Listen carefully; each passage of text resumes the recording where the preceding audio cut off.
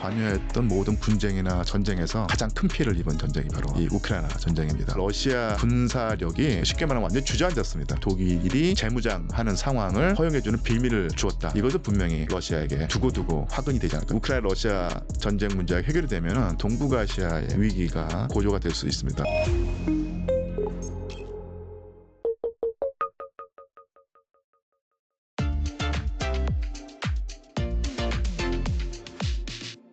러시아 상황도 좀 살펴볼 필요가 있는데 예. 이 전쟁 비용을 충당하는 핵심 수익원인 석유와 가스 수입이 또 7월 한 달간 전년 동기 대비 27%도 감소했다 그러고 아울러 물론 우크라이나 군이 훨씬 더 사상자 수가 많겠지만은 예. 러시아 같은 경우에도 전사자 수가 최소 12만 명을 또 넘는다라고 합니다. 예. 여기다 또 부상자까지 합치면은 뭐 수십만 명 또 될 것 같기도 하고요. 그렇죠.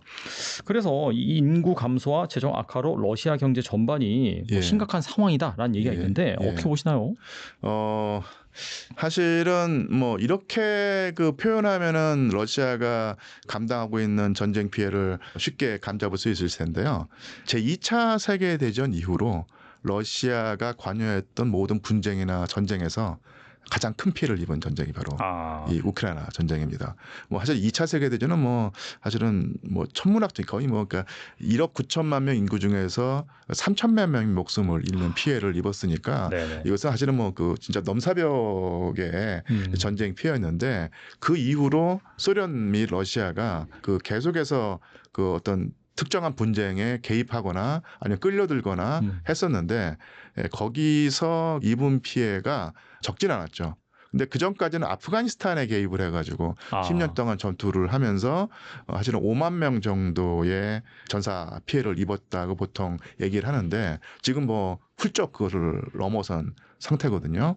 근데 물론 뭐 한때는 뭐 좀 프라파간다적인 성격이 섞여서 러시아의 그 인명 피해 규모를 뭐 50만 명, 뭐 70만 명이라고 하는 경우가 있었는데 그것은 정말로 부풀려진 것이었고 제가 예전에 나름대로 분석을 할 때는 10만 명은 넘어갈 것이고 15만 명은 안 될 것이다라는 그 사이에서 추측을 했는데 아주 지금 최근에 나오는 분석은 그런 예측이 크게 틀리진 않았다는 것인데 사실은 이것은 러시아 국민들에게 큰 고통이 될 수 있는데요. 또한 그렇다고 해서 이런 인명피해 규모가 비극인 것은 사실인데 그렇다고 해서 이 크레물린에 있는 러시아 그 정치 지도자들의 입장을 바꿀 만한 그런 고통은 아니다. 라고 볼 수 있겠죠. 사실 여기서 러시아가 이런 희생을 감수하지 않으려고 하면서 전쟁을 지금 마무리 지었을 때 장기적으로 얻는 피해가 더 크다고 생각을 할 것이라고 할 것이고요. 그런 식의 선전이라든지 아니면 입장에 러시아 국민들의 대다수는 또 동의를 할 듯합니다. 그런 면에서 피해 때문에 전쟁을 중단할 수 있는 상황이라고는 보이지 않고요. 하지만 근데 또 경제 같은 경우도 사실은 마찬가지로 지금까지 러시아 경제가 잘 버텨왔는데 지금 사실은 좀 숨찬 상황이죠. 근데 이것도 아마 제가 볼 때는 브릭스 체제를 강화해서 넘길 수 있다고 생각을 할 것이고요. 그런 면에서 숨찬 것은 사실인데 그렇다고 해서 여기서 달리는 추세를 줄이거나 아니면 중단하지는 않을 것이다. 이렇게 생각을 합니다. 예. 한편 영국 파이낸셜 타임스는 최근 러시아가 이 러우 전쟁에서 구형 무기를 못 소진한 후부터 신규 무기를 비축하는 데 공을 들이는 전략을 펼치고 있다라고 하는데 결국에는 이 향후 나토 국가들이 개입한 이 분쟁이 발생한 가능성에 대해서 좀 전력을 강화하는 것이 아니냐 그런 해석이 있어요. 이거 어떻게 보시나요? 당연히 뭐 러시아는 사실 계속 꾸준히 군비를 증강해왔죠. 또 한번 역사를 들여보자면요. 뭐 당연히 냉전 시대 때는 미국과 맞짱을 뜨는 국가였기 때문에 어마어마한 재원을 군비 증강에 쏟아왔던데 1991년 소비에트 연방이 해체되고 10년 동안 체제 전환의 고통을 겪으면서 특히 쉽게 말하면 보리스 엘친 대통령 때 완전히 러시아 군사력이 쉽게 말하면 완전히 주저앉았습니다. 종이 호랑이가 됐는데요. 2000년에 그 푸틴 대통령이 집권하고 푸틴 대통령이 집권하면서 일정 정도 안정을 찾았고요. 더더군다나 운도 좋아서 국제 유가라든지 에너지 가격이 폭등을 하면서 러시아 경제가 상당히 완전히 그 10년 동안의 위기에서 벗어나서 상당히 발전을 해왔던 거예요. 그래서 2000년부터 지금까지 꾸준히 군사력을 이렇게 다시 재건하고 네. 복원하고 강화했던 것이거든요. 그렇기 때문에 지금 어떻게 보면은 우크라이나라고 하지만 그 뒤에 있는 미국이라든지 서방과 대결해서 3년 동안 전쟁을 수행해 올 수 있었는데요. 그런 추세에서 과히 벗어나지 않는 것이죠.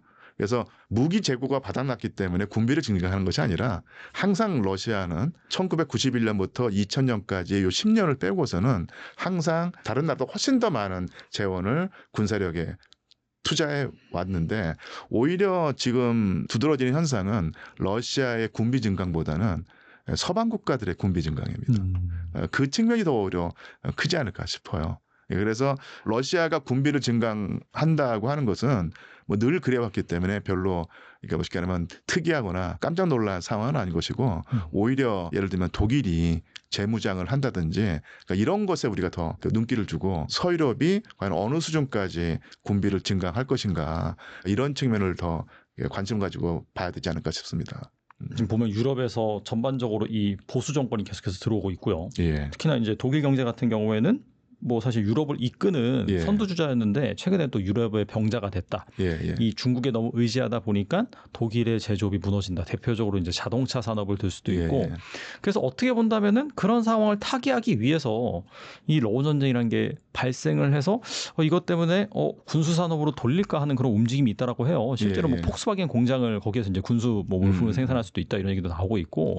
어떻게 보시나요, 이거는? 사실은 또 결국은 서유럽으로 넘어갈 때 국내 정치에서는 그러니까 기존의 어떤 엘리트라고 할까 아니면 뭐 크게 보면은 진보이라고 할 수 있겠고요. 그 다음에 독일 같은 경우는 독일 대한당 뭐 이런 식의 어떤 사람들은 극우라고 표현하고 어떤 분들은 또 급진 우파라고 표현하고 뭐 이렇게 하면서 이 뭐라고 새로운 대결 양상이 벌어지고 있는데 그래서 뭐 이민이라든지 그 사회복지 정책이라든지 이런 측면에서는 상당히 대립각을 세우면서 분쟁이 격화되고 있는데 특히 독일 같은 경우는 제가 좀 섣부른 추측일지 모르지만 기존의 정치 세력과 독일 대한당이라고 대표되는 그런 반대 진영이 이 부분에서는 의기투합하지 않을까. 독일의 그 군대를 키우고 재무장을 하는 측면에서는 양측이 다 그러니까 대립하기보다는 의기투합을 해서 그쪽 방향으로 해서 밀고 나갈 상황이 되는 것이고요. 그리고 항상 그 경제가 위기에 처할 때 원칙적으로는 분쟁을 줄이고 하면서 해야 되겠지만 가장 손쉬운 방법이 무기 생산해 가지고 경제를 일으켜 세우는 그럴 텐데 네. 그런 유혹을 독일도 느끼리라고 생각을 하고요. 또한 또 이런 말을 하기가 조금 자신감이 조금 없어지긴 하는데 결국 독일이라는 나라가 유럽에서 항상 전쟁을 일으켰고 그런 쪽으로 쉽게 말하면 그 사고를 친 나라였는데 독일이 재무장을 하고 국내 GDP의 5% 수준으로 군사력을 강화한다고 하는 정책을 추진한다고 하지 않습니까? 네. 그러니까 이것은 그러니까 러시아의 위협이 있기 때문에 당연히 해야 되는 어떤 반응이나 대응이라고도 볼 수 있지만 결국 100년, 200년간의 역사를 놓고 볼 때 독일이 재무장하는 것이 독일 자체나 아니면 유럽 전체나 세계 전체의 관점에서 과연 이렇게 용인할 수 있는 것인가 조금 더 경각심이라든지 아니면 조심스럽게 그것을 봐야 되지 않을까 싶은데 러시아의 위협이 있기 때문에 독일이 군비를 증강하고 재무장을 하는 것이 당연하다.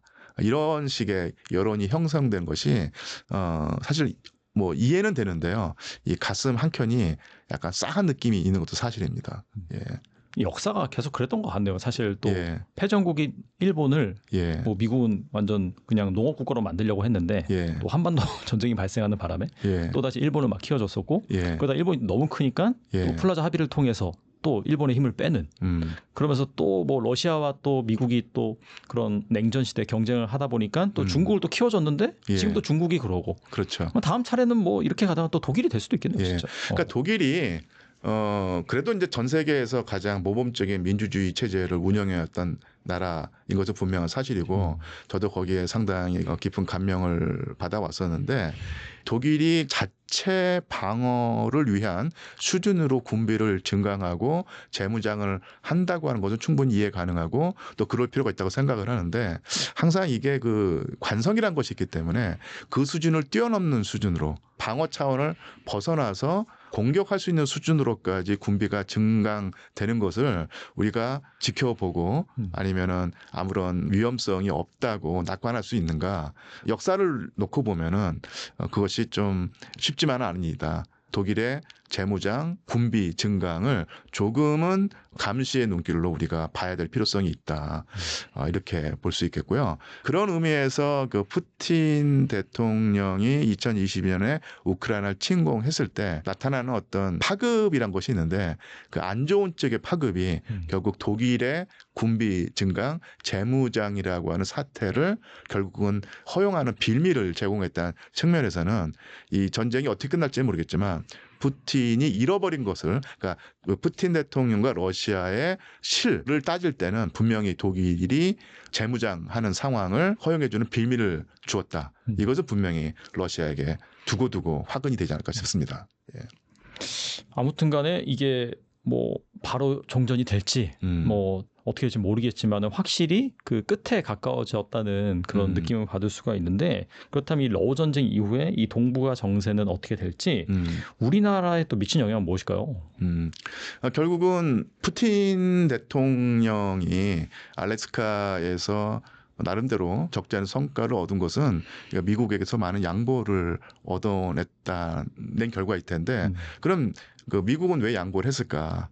했을 때 아마 모르긴 몰라도 가장 중요한 것은 역시 중국을 주저앉히고 견제하는 상황을 미국이 만들어내려고 할 텐데 미국이 중국을 견제를 위해서 러시아가 얻고 싶은 것을 주었다고도 볼 수 있겠거든요. 그래서 어쨌든 간에 이 우크라이나 러시아 전쟁 문제가 해결이 되면은 미국은 모든 힘을 다해서 중국을 주저앉히려고 할 것이고요. 당연히 중국이 가만히 있지 않겠죠. 그러면서 이 동북아시아의 위기가 고조가 될 수 있습니다. 그러니까 그 위기의 주범이 중국인지 미국인지는 또 따져봐야 될 문제겠지만 지금까지는 미국의 주의가 우크라이나 그다음에 이스라엘 쪽에 분산되어 있었는데 그쪽 문제가 해결이 되면은 미국의 관심은 거의 100% 중국 이 동북아시아 지역에 쏠릴 것이고 그러면은 긴장이 고조가 되겠죠. 그런 상황에서 대한민국은 또 한 번 경랑에 휩싸일 것이고 여기서 생존을 도모하려면은 그야말로 정말 고찰방식을 풀어야 되는 상황이 될 수밖에 없겠죠. 예. 그래서 뭐 제가 뭐 특별하게 해안을 가져서 드리는 말씀이 아니라 사실은 뭐 누구라도 다 추측 가능한 얘기인데요. 결국은 이게 유라시아 대륙의 동과 서가 연동되어 있다는 것입니다. 그래서 결국 이 서쪽의 분쟁이 가라앉는 만큼 이 유라시아 대륙의 동쪽에서의 분쟁 가능성이 높아진다. 충분히 예상 가능한 시나리오일 수 있겠죠. 예. 네, 오늘 나오셔서 정말 좋은 말씀 많이 해주셨는데 끝으로 이 영상을 보고 계신 분들 위해서 한 말씀만 부탁드립니다. 예, 결국 한마디만 말씀을 보태자면요. 강대국들은 그 강대국이기 때문에 서로 아주 격렬하게 싸우는 모양새도 취하지만 또 강대국끼리 문법이 또 따로 있는 것 같아요.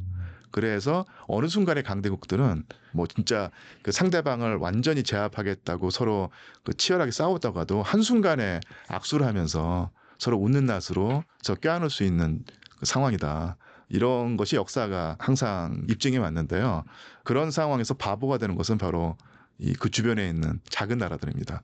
이 작은 나라들이 순진하게 어떤 열강에게 잘 보인다든지 어떤 열강과 사이가 좋기 때문에 나의 안위가 보장된다고 하는 생각을 하기가 쉬운데 그런 그 순진하고 나이브한 생각이 얼마만큼 철저하게 배신당해 왔는가를 뭐 예전에 19세기나 20세기 초를 따지자고 하면은 체코가 될 수 있겠고요. 아니면 미국과 일본이 가스라테프트 조약을 맺어가지고 한반도가 완전히 일본의 식민지가 되는 상황이 될 수 있었는데 근데 그런 것은 우리가 역사책에서 배우는데요. 지금 우리가 살아가는 시대에서 열강 정치를 너무 나이브하게 믿어서 가장 큰 피해를 본 약소국이 바로 우크라이나다. 그러니까 이런 교훈을 얻어야 될 것이고요.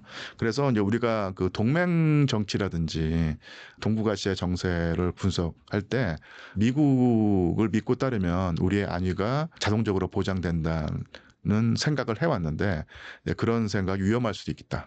그리고 미국과 중국, 러시아의 세계의 어떤 축이 맞물리면서 어떤 쪽으로 나갈지를 우리가 면밀히 파악을 해야 되는데 우리가 어느 한 열강에 시체말로 몰빵을 했을 경우에 얻는 득보다는 실이 더 클 수가 있다는 생각을 할 수 있는데요. 그런 교훈을 주는 사례가 바로 우크라이나가 아닌가 싶습니다. 예.